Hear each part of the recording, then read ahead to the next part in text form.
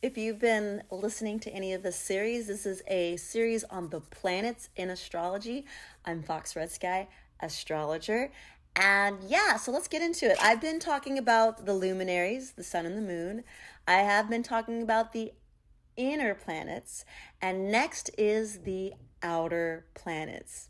So the outer planets, which, depending on the astrology that you practice, if you practice an ancient astrology from like Hellenistic times, there's certain planets like Uranus and Neptune and Pluto that they didn't count that because they didn't have the telescopes to see those planets.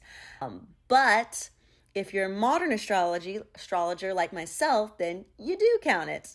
So let's get into it. This might take a few videos too, as I realize I do like to talk a lot about these planets. So the first planet is the planet Jupiter. I will tell you, Jupiter is very much the planet of luck, abundance, and everything big, because it is wherever it is in your chart, whatever house it is in your chart, just expect to have lots and lots of easy times.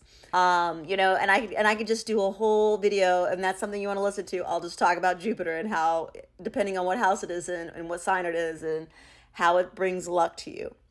But Jupiter is the second largest heavenly body in the entire solar system, and it's constantly growing.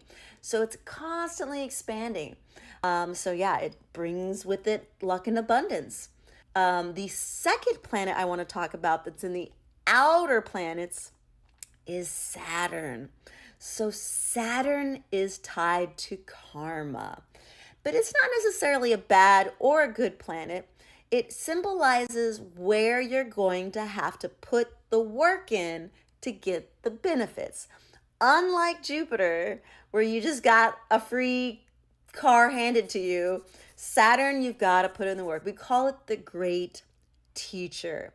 So wherever Saturn is in your chart, it's where you're going to have gains, but it's going to take a long time. And you won't have any gains if you don't put the work in.